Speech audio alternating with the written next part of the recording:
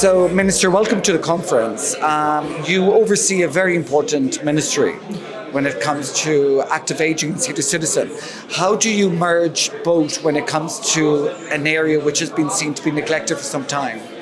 Right. Well, the area where we operate in Malta accounts for a quarter of the population. The Maltese population is 516,000 persons. Out of those, we have 129,000 persons who are over the age of 60. Now, my ministry happens to be also involved with the Medicines Authority, Malta Medicines Authority. And I am a surgeon. So the ministry, I think it's quite exciting because we can offer social assistance, we can offer healthcare to our elderly population. But since I'm a surgeon and I'm well versed in medical matters, I am very keen and active in the Malta Medicines Authority. Being here today is the hell of a treat, might I say, because the environment is definitely exciting, bracing to see many companies, new startup companies that are at the cutting edge, if I might say so, the cutting edge of healthcare innovation, which we, as a government, will push over and over again. And Minister, you were mentioning there about your background in the UK. How important was that learning curve when you take on a ministry like you have now? It's very important. I can draw a lot of similarities between the Maltese population and the Glasgow population where I lived and worked for 10 years. There are similarities, obviously. There are cultural differences which I think I would welcome. I mean, every place has its own identity and its own culture. But the mentality, I think, especially in older persons, I can draw a lot of similarities. In the UK, as well as in Malta, I worked a lot with older persons. It used to be heartening to meet people in Glasgow who've been to Malta for 3-4 times. So definitely Malta is one prime destination for the UK, and especially in Scotland. And I would like to keep up the momentum of our relationship with the UK. My colleagues and I are often in the UK talking at ministerial level and talking at authority level. I must admit that Brexit has been a sort of kick in the teeth, but I think with good sense we can overcome these new difficulties.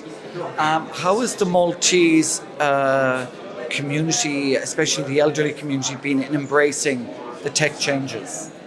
Well, that is always any new change will pose its difficulty, and we understand that there will be certain quarters that will offer resistance. That's human nature, and we have to accept that, but we still have to nudge on. Our government is committed to digitalization. On my part, we have introduced a digital patient monitoring and patient recording system in our St. Vincent de Paul facility, which is a care home cum hospital for 1,500 population. And that is the first step to digitalize our ministry, our concerns. And I hope that by the end of 2024, our systems will go completely paperless.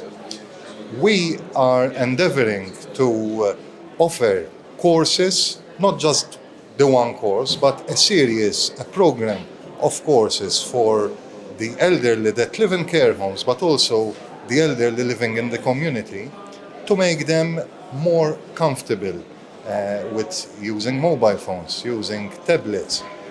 Nowadays, if people do not converse with these modalities, will be very difficult to work on their bank accounts, for example, or even to book taxi service. So we need to make this new technology available, and we have to ensure that the older person believes that it is relevant.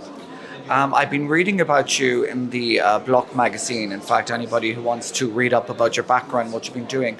How important do you think are conferences like this MedTech conference today to Malta?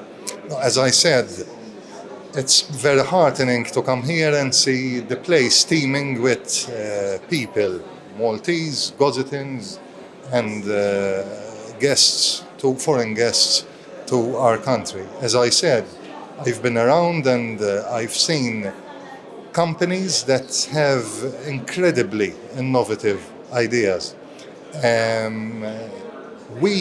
The Medicines Authority is organizing a side event during the MedTech conference, and it's happening upstairs. And today, for example, we are discussing the cutting-edge innovations in medicine and surgery. Tomorrow, it will be the cutting edge in the pharmaceutical industry. So what can I say? I mean, this is a bonanza of activity. I think it's very important for us to keep abreast, to collaborate with our foreign guests, and to keep the sector moving forward. Minister, thank you very much, and we hope you continue to support us. Thank you.